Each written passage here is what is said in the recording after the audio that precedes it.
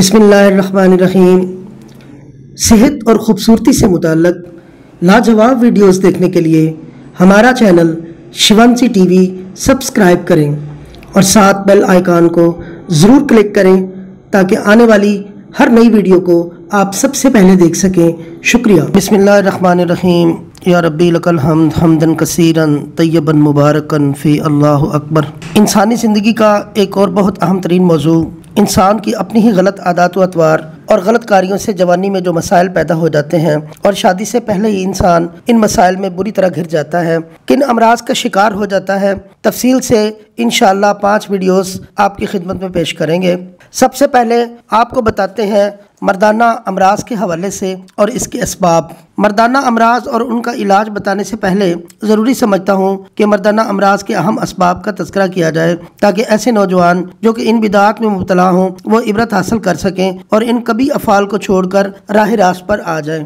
सबसे पहले हम आपको बताते हैं जलक या मुश्तज़नी।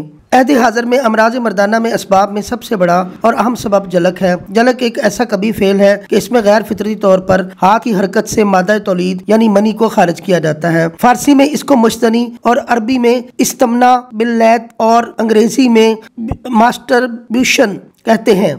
इस गैर फितरती तौर पर हाथ की हरकत से मादा तौलीद यानी मनी को खारिज किया जाता है। इस फेल बद की इब्तदा कब और कैसे हुई इसके बारे में यकीन के साथ कुछ भी नहीं कहा जा सकता। अलबत्ता ये बात तयशुदा है कि ज़माने कदीम से ये बिदात इंसानों में मौजूद है क्योंकि पुरानी तिब तसानीफ में भी इसका जिक्र मिलता है। बल्कि अहद हाज़िर में तो ऐसा महसूस होता है कि कमो बेश हर बच्चा बचपन में ही अपनी बेसमझी की वजह से इस मर्ज में मुब्तला हो जाता है। कुछ ऐसे मरीज भी मुशाहिदे में आए हैं जो कि रानों की हरकत से या महज ख्याल के जोर पर यानी ख्याल को किसी खूबसूरत शक्ल या किसी फोश तस्वीर पर मरकूज करके मादा मनिया को खारिज कर देते हैं। ये भी जलक के जिम्मे में ही आएंगे। जलक के असबाब क्या हैं? अहद हाज़िर में जलक के अहम सबब में से एक सबब सबसे बड़ा उरिया और फोश फिल्में, उरिया और फोश लिटरेचर और बुरी सोबत है। ज्यादातर नौखेज लड़के इस फेल में मुब्तला होते हैं जिनकी उम्र 13 से 20 साल के दरमियान होती है क्योंकि इस उम्र में बलूगत के साथ साथ जज्बात शाहवानी बहुत ज्यादा जोर पर और नफ्स से लुत्फ अंदोज होने की मुतमन्नी होते हैं। लेकिन आमतौर पर सरपरस्तों के डर मुख्तलिफ पाबंदियों की मजबूत जंजीरों से जकड़े रहते हैं, इसलिए इस अफाल की तरफ आसानी से मुतवज्जो हो जाते हैं और फिर अपने हाथ से अपनी बर्बादी शुरू कर देते हैं। इस फेल की वजह से अपने पाँव पर कुल्हाड़ी मारकर खुद ही 20 साल के बूढ़े हो जाते हैं। ऐसे नौजवान की जब शादी हो जाती है तो वो शादी के नाम से ही डरते हैं और कोशिश करते हैं कि उनकी शादी ना हो। अगर हो जाती है तो शादी के काबिल ही नहीं होते और आए रोज घरेलू झगड़े जन्म लेते रहते हैं। कई नौजवान तो दिल बर्दाश्त होकर खुदकशी भी कर लेते हैं क्योंकि वो बुरी तरह मर्दाना अमराज के भंवर में फंस चुके होते हैं। ऐसे हालात में इनका सही इलाज ना किया जाए तो वो मायूस हो जाते हैं। अब हम आपको बताते हैं जलक के नुकसानात के हवाले से। क्योंकि खून से ही मनी की पैदाइश होती है, इसलिए जब ये बेहतियाती जाया की जाए तो रफ्ता रफ्ता खून की बेहद कमी हो जाती है जिसकी वजह से चेहरा बेरौनक हो जाता है, आंखें अंदर धंस जाती हैं, आंखों के इर्द गिर्द स्याह हल्के पड़ जाते हैं। इस बिदात से इंसान रफ्ता रफ्ता अपनी सेहत के साथ साथ एहसास शर्फ फजीलत और इज्जत भी बर्बाद कर लेता है। इंसान का दिलो दिमाग जिगर गुर्दे बुरी तरह मुतासर होते हैं और जिस्म के अज़ा कमजोर हो जाते हैं तो फिर इंसान मुख्तलिफ बीमारियों का शिकार हो जाता है। ज़कावत हिस्स, कसरत इतलाम, जरियान, सूरत अंजाल, दायमी कब्ज़, पेट में रिहा की कसरत, सोजाक वगैरह अमराज लाक हो जाते हैं और आहिस्ता आहिस्ता ये हालत हो जाती है कि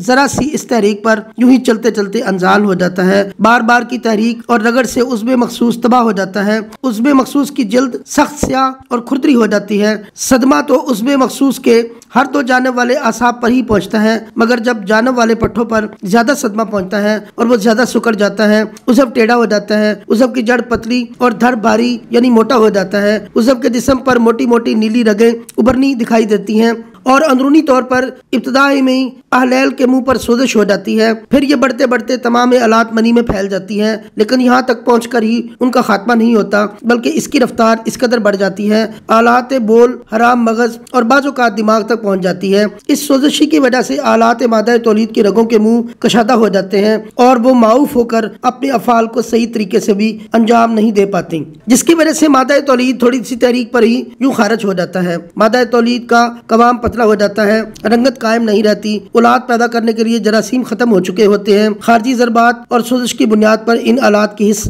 इस कदर बढ़ जाती है कि मामूली सी हरकत की, कपड़ों की रगड़ या महज ऐसे ख्याल के पैदा हो जाने से भी अंजाल हो जाता है। इंतशार या तो बिल्कुल ही खत्म हो जाता है या फिर इतना कम हो जाता है कि वजीफा खास उन्हें किया जा सकता है। पेशाब को रोकने वाली कुव्वत भी कमजोर हो जाती है। पेशाब बार बार और कभी जलन के साथ आता है। आखिरी दर्जा में मादा तौलीद की पैदाइश कम या बंद हो जाती है और इंसान जो खूबसूरत मर्द या मर्दाना कामों के लिए पैदा किया गया था, औरतों और हिजड़ों से भी बदतर और नकारा होकर रह जाता है और मुकम्मल तौर पर मर्दाना अमराज के भंवर में फंस जाता है। आपको बड़ी कीमती मालूमात शिवंजी टीवी के ज़रिए तमाम हमने पहुंचाई। नेक्स्ट वीडियोस में आपको अगलाम, ज़कावत हिस्स और ज़कावत हिस्स के नुकसानात, ज़कावत हिस्स का इलाज और बहुत सारी खूबसूरत बातें जो आपकी ज़िंदगी में मशले राह साबित होंगी बताएंगे। बहुत शुक्रिया। बयात हकीम अब्दुल अजीज़ रहमतुल्लाह अलैह।